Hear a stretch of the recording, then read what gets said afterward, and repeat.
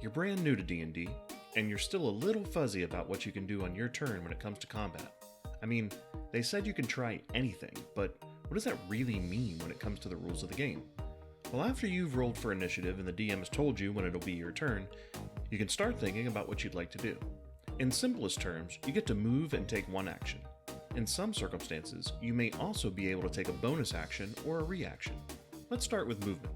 You can move a distance up to your speed on your turn, but you don't have to take all your movement at once. For example, if your character has a move speed of 30 feet, they could move, take an action, and then move again, as long as the total movement is 30 feet or less. There are some things that may affect your movement. Your DM may tell you that there's an area filled with vines, and it'll slow you down. This is referred to as difficult terrain, and it slows you down to half your movement speed. On the other hand, if your wizard friend casts the haste spell on you, you'll get to move twice as fast. Okay, but what kind of actions can you take in combat? One of the more exciting options is to take the attack action. First, there are weapon attacks. These could be melee attacks like swinging a sword at an ogre, or ranged attacks like firing an arrow at a dragon. But you can try anything, right? So you could also pick up a chair and smash it against a bad guy in an improvised melee weapon attack. If you throw the chair, it's an improvised ranged weapon attack. But don't worry, your DM can help you figure out what to roll for those. If you're a spellcaster, like a wizard or a cleric, you can also choose to make a spell attack as an action for the round. You can take this action as long as the spell's casting time is listed as one action, and you have the spell ready and available.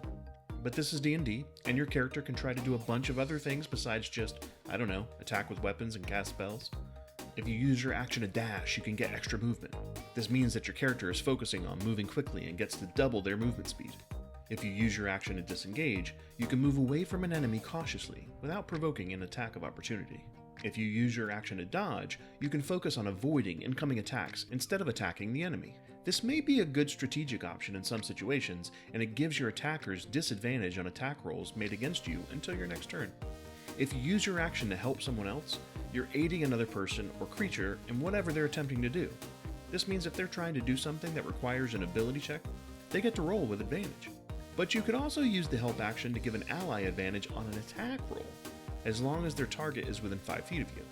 This means that you're somehow taunting or distracting the target so your friend has a better chance of hitting them. If you use your action to hide, you can make a dexterity or stealth check to avoid being noticed. And if you use your action to search, you're focusing on looking for something important.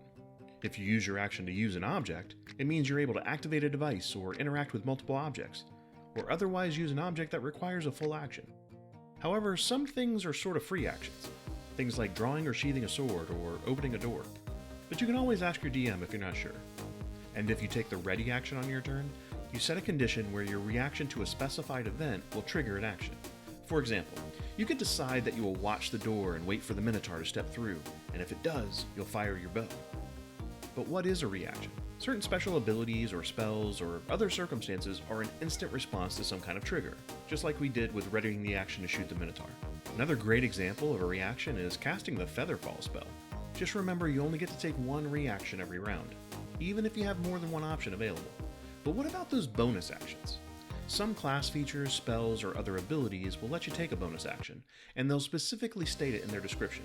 For example, if you have the crossbow expert feat, you can use an action to attack with the dagger in one hand, and then use a bonus action to attack with the hand crossbow you're holding in the other. There you have it. On your turn in combat, you can move and take an action, and sometimes you'll be able to take a bonus action and a reaction. So now you know what you can do on your turn.